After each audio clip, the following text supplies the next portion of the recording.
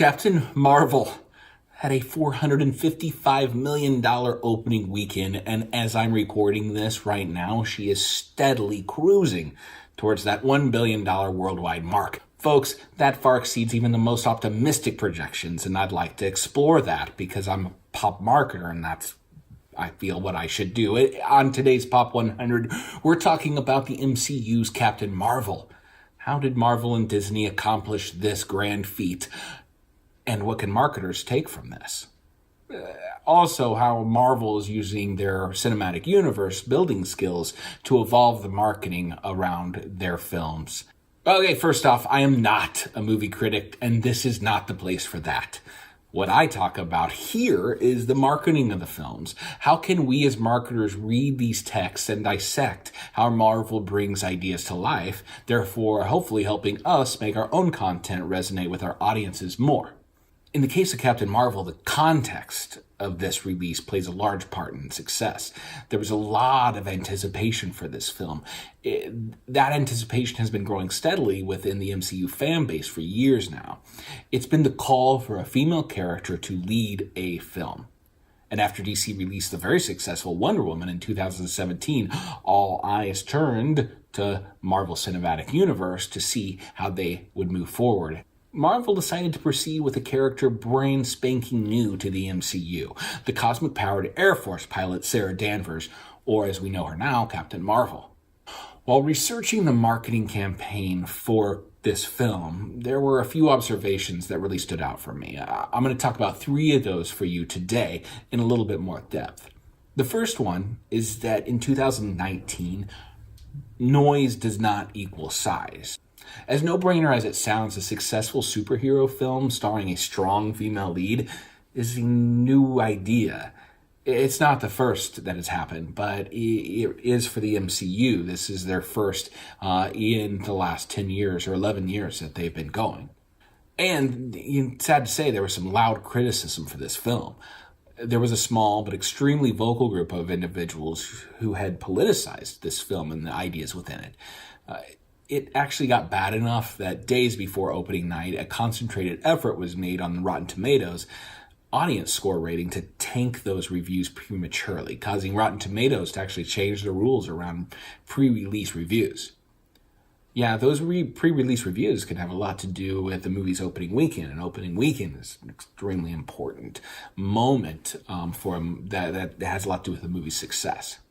Yeah, it's gross and it's totally noisy. What I see is brands say they want brave ideas, but honestly, in my experience, very few are prepared for any kind of backlash or anything negative. You can use Captain Marvel as a great case study for this. Though those groups that were outraged didn't even have a small impact on the tremendous success of the film, it was for sure a stressful month for the teams that were marketing this movie.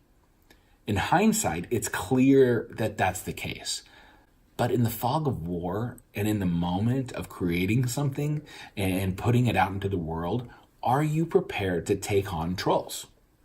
What is your troll strategy?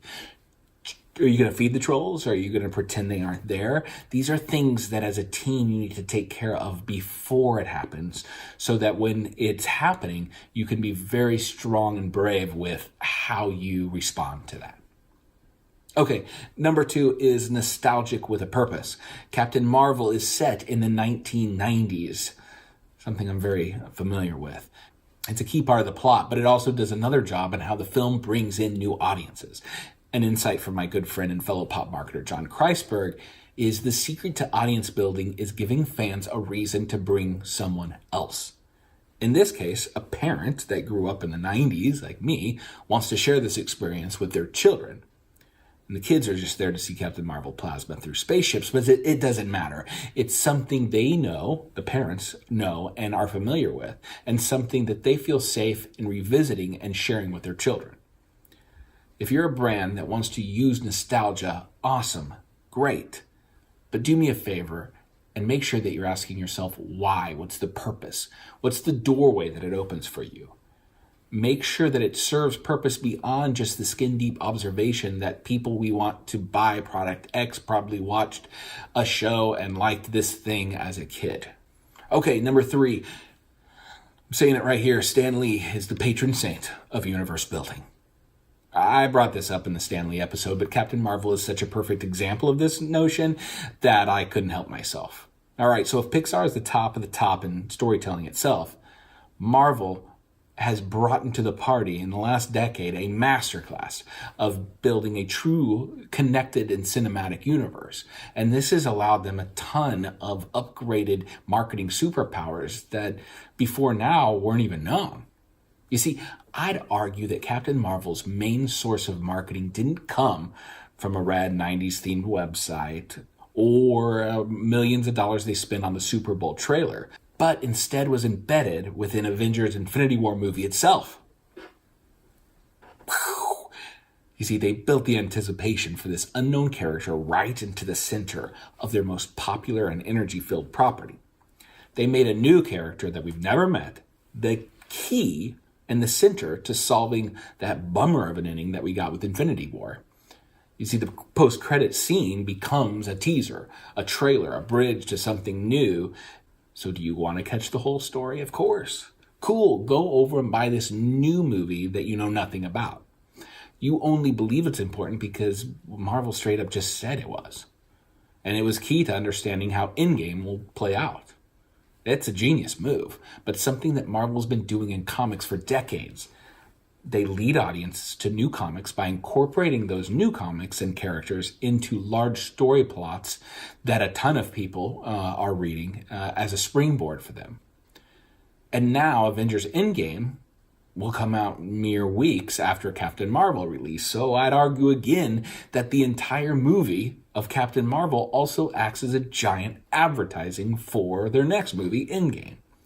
By connecting their movies into one universe, Marvel has flipped the script on what is possible through these connections. You see, Apple toys with it with the concept of keynotes, but the wonder and the magic seem to be completely sucked dry of them lately. I wonder what would Nike look like if they connected their universe. What about Red Bull? Who else could connect their products or their brand into one universe? You know, using one product to sell new items and giving their audience access to new ideas. Xbox, sure. Amazon, totally. They're close. But who can tell the story about it? Who can articulate it the best? Okay, folks, that's my take on Captain Marvel. But, you know, at the end of the day, I am just psyched to be able to take my 5-year-old daughter to a superhero movie and for her to be able to see herself in the main character. That's something I've had since I was a kid. And yeah, it's damn time for girls and people everywhere to feel that same feeling. I am Joe Cox, the Pop Marketer. You can catch more pop marketing at pop-marketer.com, where you can also sign up to my newsletter. Again, thank you so much for joining me today and giving me some of your time. Excelsior, true believers. Ever upwards. I'll talk to you soon.